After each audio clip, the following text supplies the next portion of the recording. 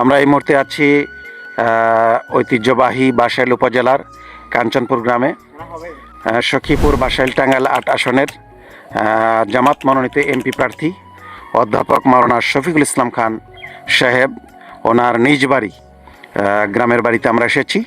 আমরা এখানে ওনার আত্মীয় স্বজন ভাই বেরাদর যারা আছে তাদের সাথে একটু পরিচয় হওয়ার চেষ্টা করব এবং ওনার বাড়িটা আমরা দেখানোর চেষ্টা করব, গ্রামের বাড়িটা।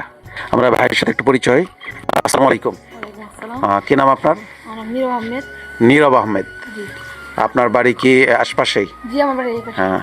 অধ্যাপক মাওলানা শফিকুল ইসলাম খান আপনার কি হন? চাচা লাগেন, প্রতিবেশী চাচা। আমরা যেখানে দাঁড়িয়ে আছি এটা কি একটু দেখাও। এটা কি ওয়াক্তিয়া মসজিদ?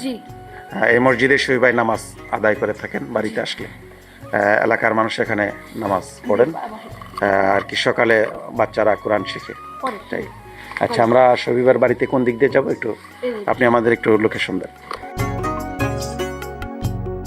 আমরা এখন আছি টাঙ্গাইল ৮ আসন সখীপুর বাসাইলের জামাত মনোনীত এমপি প্রার্থী অধ্যাপক মাওলানা শফিকুল ইসলাম খান সাহেবের নিজ বাড়ি, গ্রামের বাড়িতে। আমরা এই যে তানভীর একটু দেখাও যে ঘরটা, এই ঘরটাতেই উনি থেকেছেন পরিবার নিয়ে, মাঝে মধ্যে আসেন। উনি মূলত বাসাইল উপজেলা শহরে বাড়ি করেছেন, ওখানেই থাকেন ফ্যামিলি নিয়ে, মাঝে মধ্যে এখানে আসেন আর কি গ্রামে। এই জীর্ণ শীর্ণ অবস্থা, এখানে তো লোকজন না থাকলে যাওয়া হয় আর কি। এই হচ্ছে শহীবার অংশটা। আর অনেক বড় বাড়ি আমরা ঘুরে দেখলাম। তো মূলত তার ব্যক্তিগত যে রুমটা, যে ঘরটাতে উনি থাকেন, আসলে বাড়িতে অবস্থান করেন, সেই ঘরটা আমরা একটু নেওয়ার চেষ্টা করলাম।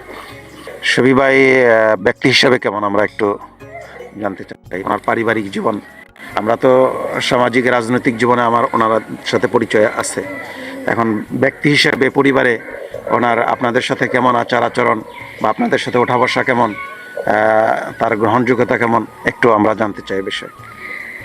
ব্যক্তি হিসেবে আলহামদুলিল্লাহ আমরা চাচা এরা মানে কেউ বুঝতেই পারে না। ওনার সাথে ব্যক্তি হিসেবে আমাদের যে আচরণ, যেভাবে চলাচল, যেভাবে থাকি একসাথে, সবাই জানে যে উনি আমার আপন চাচা। এরকম আমাদের ভাই বা বাপ চাচারা, ওনারা হচ্ছে এখন 3 ভাই ছিল, 2 ভাই মারা গেছে, উনি আছেন। আমার চাচারা বাপ চাচারা 5 দিন আগে এক ভাই মারা গেলেন। হ্যাঁ, সাম্প্রতিক কিছুদিন আগে মারা গেছেন। তো উনি এবং আমাদের চাচারা বাপ চাচারা যারা আছেন, মানে ওনাদেরকেও কেউ জানে না, মানে এরকম দূরে থেকে কেউ দেখলে বুঝতে পারবে না। জি চলাচল ঠিক আছে। জি মানে আমরা যে ওনাদের চাচা তো ভাতিজা, এটা উনি কখনো এভাবে আমাদেরকে দেখে না। আপন ভাতিজাদের মতো, এমনকি ছেলের মতো করে, সন্তানের মতো করেই আমাদেরকে দেখে। এবং সামাজিক পরিপ্রেক্ষিতে যদি আপনি খেয়াল করেন বা খোঁজ নেন, উনি আলহামদুলিল্লাহ ব্যক্তি হিসেবে অমায়িক।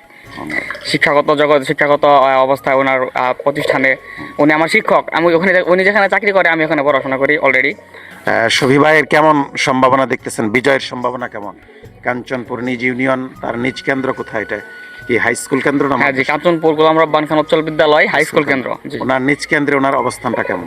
এটা তো হচ্ছে ওনার বাড়ি, এখানে অবশ্যই তার ভালো থাকবে। সব জায়গায় আলহামদুলিল্লাহ ভালো, এখানে তার অবশ্যই অনেক ভালো।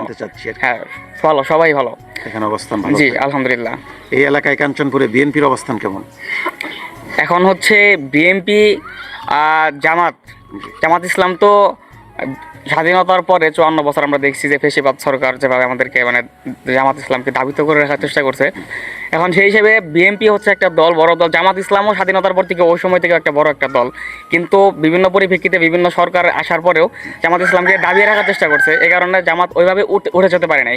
কিন্তু বিভিন্ন প্রচারণা বা বিভিন্নভাবে কলা কৌশলে জামাতকে দাবিয়ে রাখার চেষ্টা করা হয়েছিল। আলহামদুলিল্লাহ পারে না এভাবে জামাতকে আটকে রাখতে। বিভিন্ন জামাতের নেতাকর্মীদেরকে ফাঁসি দেওয়া হয়েছে, আপনারা জানেন বিগত সময়গুলোতে। কিন্তু জামাতকে এভাবে দাবিয়ে রাখা যায় নাই, পারে নাই। তো আমরা বলতে পারি সেই পরিপ্রেক্ষিতে এখন বাংলাদেশে সবাই, আপনারা দেখতে পাচ্ছেন যে বিভিন্ন মিডিয়াতে আপনারা দেখতে পাচ্ছেন যে জামাত ইসলামকে সবাই এক ডাকে বলছে যে এখন জামাতেরই বাংলাদেশ, আগামী বাংলাদেশ দাঁড়িপাল্লার বাংলাদেশ। হ্যাঁ জি, সবাই একই স্লোগান আমরা রেখে যাচ্ছি। তো আশা করি বিএনপি আছে। এখন আপনারা মানে গ্রামের ভাষা একটা কথা বলে যে ভাত খাইলেও প্লেটের চারিদিকে ভাত 2-1টা পরে, ওরকম 2-1টা পাবে ওনারা। কিন্তু জামাতের জনপ্রিয়তা, জামাতের গ্রহণযোগ্যতা আলহামদুলিল্লাহ বাসা সখীপুরে, আমাদের কাঞ্চনপুরে আকাশ। চমৎকার, খুবই সুন্দর বলেছেন। আমরা আমাদের প্রফেসর টিভি চ্যানেলের পক্ষ থেকে আপনার প্রতি অনেক শুভেচ্ছা জানাচ্ছি, আপনাকে ধন্যবাদ। আমরা একটু মুরব্বীর কাছে যাবো আর কি, 1 মিনিট কথা বলবো। আসসালামু আলাইকুম। কেমন আছেন আপনি? একটু হাত মিলাই। আলহামদুলিল্লাহ আল্লাহ নাহমাদুল্লাহ ওয়া নাস্তাগফির। আপনার বয়স কেমন হবে? আমার বয়স 65-66 মতো হবে।